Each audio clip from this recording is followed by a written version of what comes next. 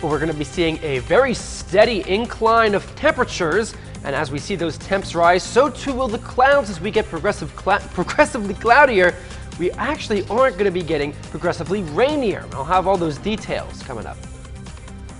Right now on News Channel 6 at 11, paying homage to those who lost their life during the Second World War, we take you to a ceremony on Fort Gordon earlier. Plus, a manhunt continues for 5 inmates who escaped from a jail in Georgia. Also, Jenkins County schools set to reopen this week after being closed due to threats. Stay with us for more details. That story and more as your news at 11 starts right now. Live from Television Park, this is WJBF News Channel 6 at 11. Good evening, I'm Renetta DuBose. Thanks for joining us. Coverage you can count on begins tonight with a ceremony on Fort Gordon to honor those lives lost during World War II. It was not just for veterans. Today's ceremony was also for everyday people who died in the crossfire of the war. News Channel 6's Ashley Jones takes us there. On Memorial Day, Germans around the world commemorate victims of war, violence, and tyranny. Sunday afternoon, Fort Gordon leaders hosted their annual German-Italian Memorial Day, a day remembering those who died during the Second World War. We remember not only the fallen soldiers of all the wars, but we also remember all the people that died from tyranny, from oppression. The day has been slated Volkstag, which means the People's Day of Mourning. Lieutenant Colonel Sascha Blankenberg is the German liaison officer. He says this holiday has no affiliation with Veterans Day and is not the same kind of commemoration. You take these soldiers, young men that died here, and take their legacy and think about it, and why did they have to die, and then move on with that and say, what can we do better in the future? Because we cannot change the past, but we can look into the future and say, what can we do different? What do we have to do different? The ceremony was held in front of 2 cemeteries. Buried in one are the 21 German soldiers who died as prisoners of the war, and the other cemetery just 1 Italian soldier who died under those same circumstances. These gentlemen were brought here on boats, and they mostly were put into work camps here. They worked in the logging industry, most of them, and whether through sickness or through logging accidents, they perished while they were here at the camp. One of the things these men had in common was they all died on foreign country soil, all of them ranging from ages 18 to 24. Historical documents tell us what these gentlemen did as trades. They were farmers, there was a physician, locksmiths, just normal everyday people that joined their country's army during World War II. It really helps us relate to who they were. The commemoration featured words from German, Italian, and American military leaders, all stating why it's important to keep the tradition going in partnership with each other. And I say we need that, because if we forget about that, then not so nice things might happen again, and I certainly don't want that to happen. These allies joining forces to keep peace by remembering the heartache of violence. In Augusta, I'm Ashley Jones, WJBF News Channel 6. The Richmond County Sheriff's Office wants you to be on the lookout for an Augusta man wanted for aggravated assault. Joshua Doe is wanted for an incident that happened on the 2300 block of Plantation Road Saturday. He is considered armed and dangerous, so use caution if you see him. Anyone with information about him should contact the Sheriff's Office. And a manhunt is underway in central Georgia after 5 men escaped a county jail. The incident happened in Pulaski County, that's southeast of Atlanta. Authorities said Friday night the inmates were supposed to be in lockdown. One jailer was working in a cell talking to an inmate when another inmate attacked the guard. The sheriff said that the inmates told the jailer they were going to kill her, then took her car keys and attacked another jailer on duty. But none of them were seriously injured. These are the men on your screen authorities are searching for. The inmates are traveling in a stolen white 2015 Kia Sedona van.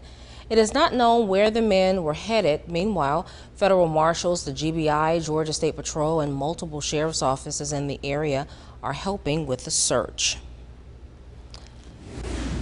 And here for a first look at your weather is Ryan Gold. How's it looking out there? It's looking pretty chilly. It's going to get chillier later on, but it's nowhere near as bad as what we saw yesterday, Renetta. We're still going to be seeing clear skies on our Jiffy Lube sky cam, but it does look like we do have some more, though, chillier weather on the way. Of course, we are expecting to see a warm-up in our future. It doesn't look like we're really going to be getting there until Tuesday. Until then, it's still going to be below average. Temperatures right now breaking back into the 40s. Still have a few 50s on the board, but we are going to end up seeing a lot more of that colder air come on through, especially along the northeast. We do still have a lot of those chillier conditions out there. What we actually saw today as our high was 66 degrees, a bit warmer than we expected, but still chilly, below average. That 32, very frigid out there this morning. We did see a lot of that freeze across the board. As we start tomorrow, it'll still be pretty chilly. We're thinking around 38 degrees. Then we'll start to warm up as the sun comes up. So make sure your kiddos are nice and bundled, and make sure you're bundled too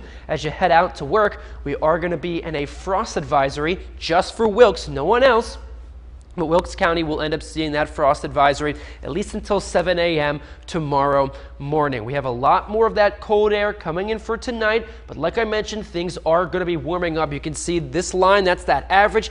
We're going to be breaking way through it, getting up to those mid to upper 70s, at least by Wednesday and Thursday. Then we're going to be crashing once again as more fronts come through, but luckily enough, at least for now, it looks like we're dry enough to keep out the rain. However, if it stays this dry, the abnormally dry conditions we're seeing are going to get a bit worse, which we don't want to see at all. We do hope that some rain is going to come through, but it is still nice to just have sunny skies out and about. Back to you, Renetta. A few traffic alerts to tell you about now will start in Aiken. Anyone using South Boundary Avenue could experience some delays and detours starting at 8 a.m. tomorrow. City leaders say that the Public Services Department will use necessary measures to prune the trees in the right-of-way, and that can impact the normal traffic flow. And in Grovetown, starting Tuesday the 16th through Monday December 6th, there will be a temporary road closure at Autumn Trail at Lewiston Road. This road closure is part of the Lewiston Road widening project. Through traffic will not be allowed on that section of Autumn Trail, and a detour route will be posted. Jenkins County schools will reopen this week after being closed last week due to threats. Emails were sent to some middle school teachers and students recently demanding $5,000 and threatened to bomb or shoot up the school if it was not provided.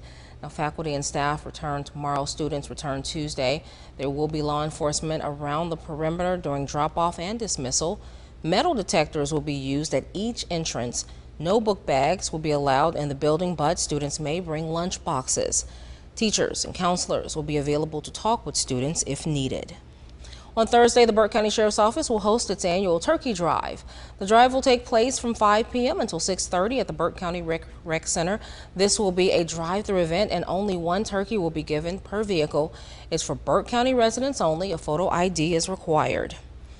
And several local groups join forces to bring a Thanksgiving meal to people in some Augusta communities. The Braswell Manigault Foundation is hosting the Feast Before the Feast on Thursday. The event is open to all from 5 to 8 p.m. There are 2 locations where meals will be served: the McBean Community Center in Hepzibah and McDuffie Woods Community Center in Augusta. Foods offered include turkey, ham, chicken, mac and cheese, and other Thanksgiving sides. Former Trump advisor Steve Bannon is scheduled to turn himself in tomorrow. He's charged with 2 counts of contempt of Congress for his alleged failure to comply with the January 6th investigation. And today, word that another Trump advisor, Mark Meadows, may soon be facing charges as well. Elizabeth Schulze is on Capitol Hill.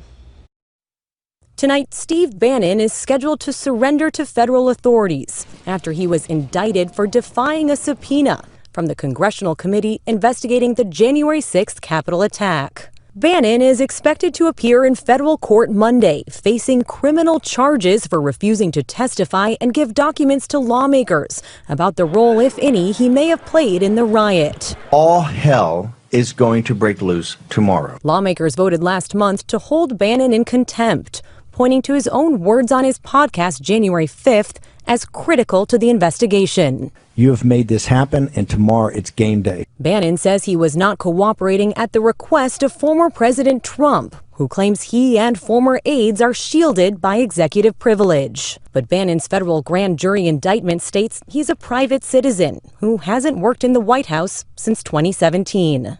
Trump tonight defending his former top advisor, saying this country has perhaps never done to anyone what they've done to Steve Bannon, and they're looking to do it to others also. Other top Trump officials so far defying subpoenas include former Chief of Staff Mark Meadows. Committee members warning he too could now be held in criminal contempt. Ultimately, witnesses decide, as Meadows has, that they're not even going to bother showing up, that they have that much contempt for the law, then it pretty much forces our hand. The committee investigating January 6th has subpoenaed nearly 36 people, and Bannon's indictment sends a strong message to those unwilling to cooperate with the investigation. If convicted, Bannon could face fines and up to 2 years behind bars. Elizabeth Schulze, ABC News, Capitol Hill. We have an update to a story we told you about dealing with a plane crash in Colleton County, South Carolina. One person was killed and another was injured. The National Transportation Safety Board reports the plane was supposed to be flying from Fredericksburg, Virginia to Miami, Florida. It diverted to the Lowcountry Regional Airport in Walterboro on October 22nd. Shortly after, though, the plane started descending and ended up hitting a 70-foot pine tree a few miles away from that airport. Well, coming up, we give you a full look into this week's forecast with Brian Gold. Stay with us.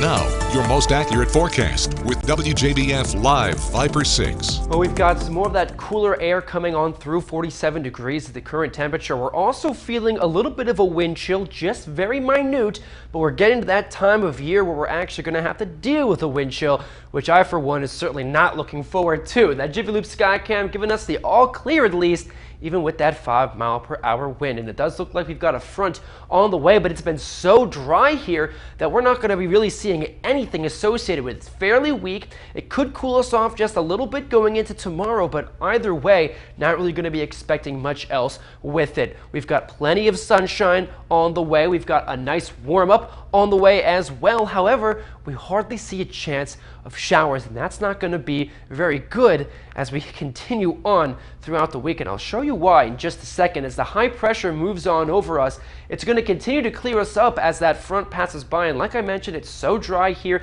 that even some of these clouds really aren't going to be coming through as much as they would normally, kind of seeing them break apart as they come through rather than actually staying intact, as you see here for Tuesday. We do still see some coming in for Tuesday, but not as much as we would anticipate, especially with the amount of moisture that's flowing in from the Atlantic. But we do have another front that's coming up, and it's building with that moisture continuously, so we are likely to be seeing some big changes come through, at least for Thursday. But here's the issue with why we need some of these showers. We are the only part of Georgia that sees any resemblance of abnormally dry conditions. That's just south to us, right through Burke and Emmanuel County. They've got the most of it. It also goes into Jefferson as well as Jenkins counties. And if you take a look out here towards South Carolina, east of Columbia, it's completely abnormally dry and even getting into that moderately dry conditions as well. So we're getting closer to a drought, so we need to get some semblance of rain fairly soon. And it looks like we could get one going into not this week, but the following week. After the weekend, we could be seeing some rain, hopefully.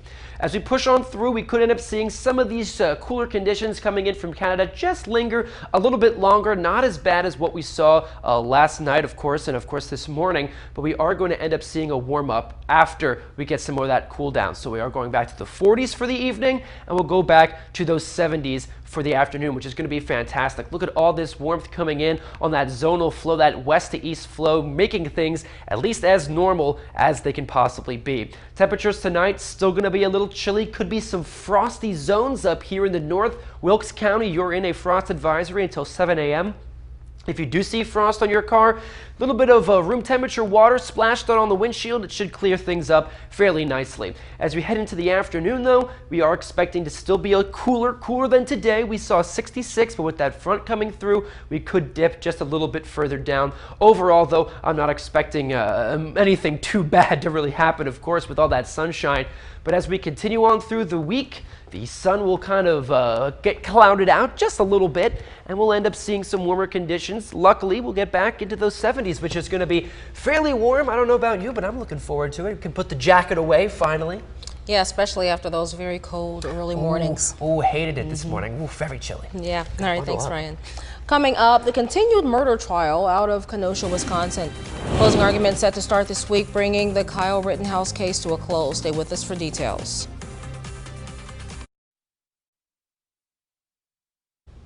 Kenosha, Wisconsin authorities gear up as the murder trial of Kyle Rittenhouse draws to a close, and the jury will begin deliberations in the next few days. Reena Roy reports. About 500 of Wisconsin National Guard troops have been activated as the city of Kenosha prepares for a possible verdict in the trial of Kyle Rittenhouse. We're optimistic. We think that things will be under control and that'll be kind of a peaceful resolution, that whatever the verdict is, that people are going to, have a little more calmness to them this time. After nearly 2 weeks of testimony, closing arguments are set to begin on Monday. Both sides will have one last chance to sway the jury in their favor. Rittenhouse is facing multiple charges, including homicide, but on Friday, prosecutors asked if the jury could receive instructions on lesser charges, something the judge indicated he will likely do. If I allow those, then the jury, if they are unable to agree that you're guilty of the charged offense, will have the opportunity to consider whether you're guilty of the less serious offense. Rittenhouse is accused of shooting and killing Joseph Rosenbaum and Anthony Huber and injuring Gage Grosskreutz with an AR-15 during August 2020 protests in Kenosha after the police shooting of Jacob Blake. This drone video, a key piece of evidence. Prosecutors arguing it shows Rittenhouse provoked Rosenbaum by raising his gun and that he had intent to kill. But the 18-year-old claims he was acting in self-defense, breaking down on the stand. The defendants have to argue successfully to this jury that Kyle Rittenhouse had a reasonable belief that he was in fear of his life. Did Kyle Rittenhouse intentionally go to murder anyone on that day? What was his intent? The jury will get instructions tomorrow morning before hearing closing arguments. They could start deliberating by late afternoon. Reena Roy, ABC News, Kenosha, Wisconsin. Coming up, an historic day for the Dogs and a day the Falcons and their fans would rather forget.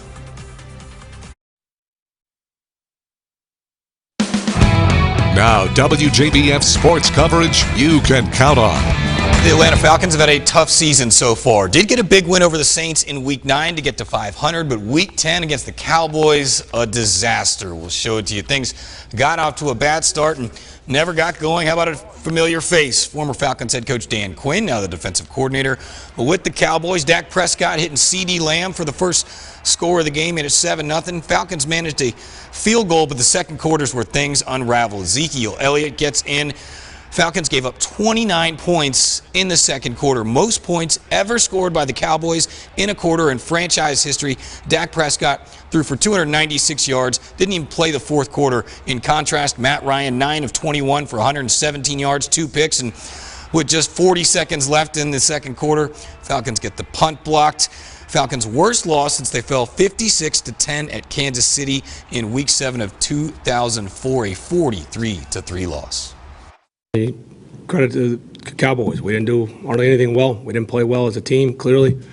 Obviously, the second quarter, Michael, I got to do a better job getting us prepared. Clearly, we weren't prepared coming in here, and we got an avalanche in that second quarter and never recovered. Well, clearly, as you see the game. So the responsibility falls on me, Michael. So I got to get this team ready. When you score 3 points and you give up 43, it's a pretty bad day at the office. Time to dwell on it, though. Falcons have a quick turnaround. Got to host the Patriots on Thursday night. Georgia Bulldogs with another dominant performance and making a little history with the 41-17 win over Tennessee. UGA now 10-0 overall for the first time since 1982 and 8-0 against SEC opponents for the first time in program history. Georgia actually trailed by their biggest margin all year after the Vols scored on the opening drive, but didn't last long. James Cook, 36 yards to tie the game. He had a career-high 104 yards rushing on 10 carries, 3 total touchdowns. Stetson Bennett, the mailman, delivering again. Ran for a touchdown, threw for another to Cook. Kirby Smart said he was glad his defense was sort of tested by the Vols' up-tempo offense, but in the end, a historic day for the Dogs. 10-0, undefeated in the SEC. That's where we've gotten. It makes no guarantee for what's going to happen in the future. We got a lot of guys that we've got to try to get better and improve, and we got to tackle better. There's a lot of things we can work on to get better. And you know what I love is the being in that locker room over there beside me. They all know that, and nobody thinks they've arrived. There's things we can work on to get better at, and they'll continue to do it. But tonight, they went through a tough gauntlet in our league and played well. Dogs host Charleston Southern next weekend. High school playoffs here, the round 2 matchups for some of our Georgia public school teams. Evan gets a home game after Johns Creek upset one of the top seeds in Rome. Thompson and Burke County also at home. Westside hits the road to take on the top seed from Region 6. In Class 1A, 3 teams still alive. Lincoln County at Irwin. Washington Wilkes will be at home against Brooks County. Warren County at Pelham. In South Carolina, 4 teams still going. Rich Spring Renetta at Lamar. Bamberg Earhart in the bottom of that bracket at Baptist Hill. In Class 2A, Silver Bluff in a battle of top seeds heads to Cheraw. Both of those teams won region titles. Barnwell already with 2 upsets, looking for another at Philip Simmons. We will be right back. And folks around the Brazilian city of Rio de Janeiro celebrated Black Awareness on Saturday with songs and dancing and energetic homage to the heritage of many who live in those communities. In the Santa Marta favela, that's where Michael Jackson recorded the song They Don't Care About Us. Remember that song, Ryan? I can't say that I do, Renetta. What? I know like a couple of Michael Jackson's songs. I really don't with these really times. care about us. Oh, I do know that song. It's been a while since I've heard a lot of things from Michael Jackson. Anyway, these give those locals a sense of pride and appreciation in their communities. Thanks for watching. I needed to hear it from you first. That's what the job.